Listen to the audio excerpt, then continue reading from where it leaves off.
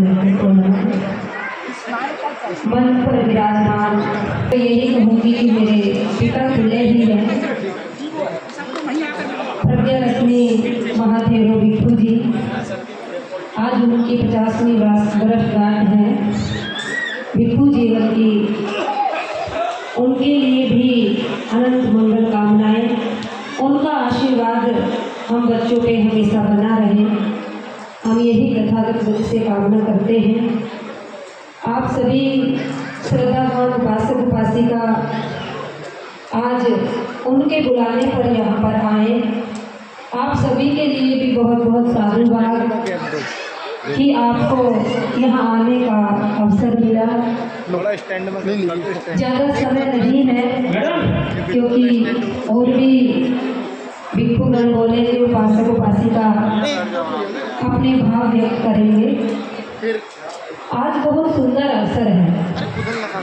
हमें जो भी भिक्षु संघ है, विशेष तौर पे महाथेरो भिक्षु प्रज्ञा लक्ष्मी जी के जीवन से प्रेरणा लेनी चाहिए, क्योंकि चाहे भिक्षु हो या भिक्षुनी हो, अगर उनका लंबा जीवन काल है, उनका लंबा अनुभव है, तो हमें उनके अनुभवों से सीखना चाहिए और अपने जीवन में उनकी एक एक बात को ध्यान में रखकर अपने जीवन में अनुसरण करना चाहिए।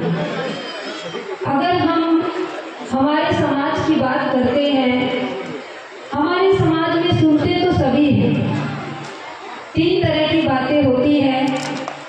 एक होता है किसी भी बात को सुनना, दूसरा होता है किसी बात को सुनकर उसको समझना, और तीसरा है उस बात को सुनकर समझकर उसको अपने जीवन में उतारना।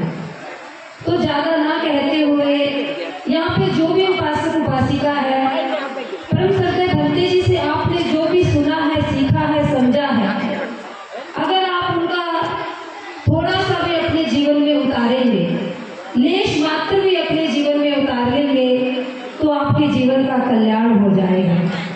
और विशेष तौर पे मैं महिलाओं से कहना चाहूँगी कि उपासक तो बहुत सारी चीज़ें अपने जीवन में बदल लेते हैं, लेकिन उपासिकाएं हमारे समाज में ज़्यादातर, चाहे वो कितने भी धर्म देशनाएं सुन ले, चाहे कितने भी कार्यक्रम अटेंड कर लें, लेकिन उनकी जो रूढ़िवादी परंपराएं हैं, जो समाज ने बनाई है, जो समाज के द्वारा निर्मित है, वो उन रूढ़िवादी परंपराओं से बाहर नहीं आ पाती है।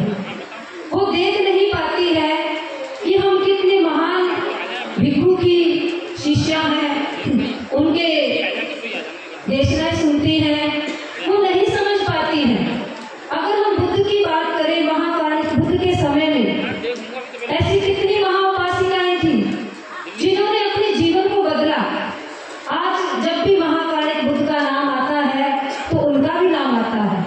आप सुजाता का नाम लेते हैं, विशाखा का नाम लेते हैं, बहुत सारी ऐसी और भी उपासिकाएं हैं कि जो उपासिका भी रही और बाद में भिक्षुणी भी बनी। तो अब ऐसा क्यों नहीं होता है?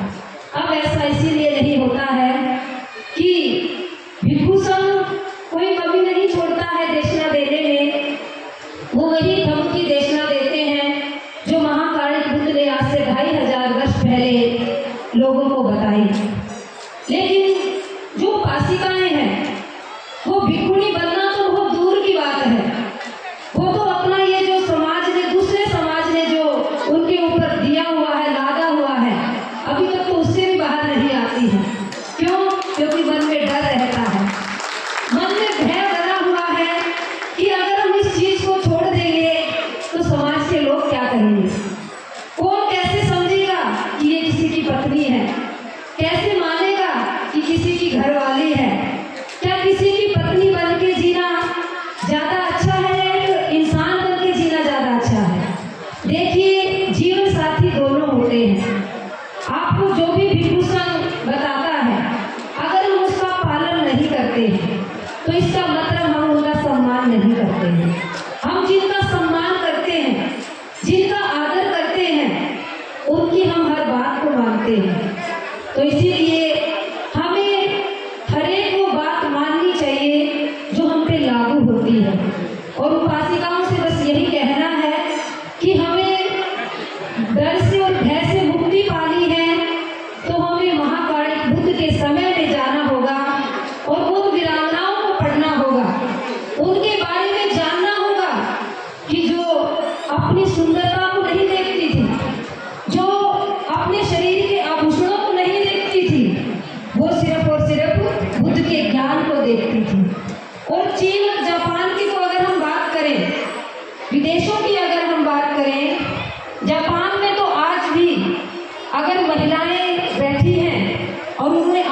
पहने हुए हैं और उनसे कहा जाए कि बुद्ध की सोने की मूर्ति बनानी है तो वो अपने आभूषण निकाल निकाल के दे देती है, उनमें कोई भी आसक्ति नहीं रहती।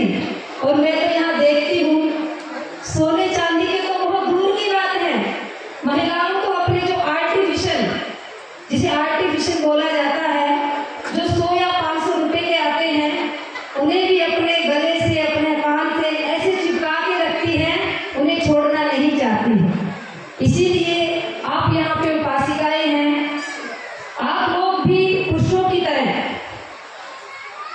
चाहे आप कैसी भी ड्रेस पहने, कैसे भी आप यूनिफॉर्म पहने, लेकिन आप भी निडर होकर के बैठे। जब भी हम भिक्षु संघ के समक्ष बैठते हैं, बुद्ध के समक्ष बैठते हैं, सिर पे कोई कपड़ा नहीं होता है, लेकिन देखो पुरुषों के सिर पे कोई कपड़ा नहीं है, लेकिन महिलाओं के सिर पे बहुत ज्यादा महिलाएं ऐसी हैं जिनके सिर पे ये इज्जत की चादर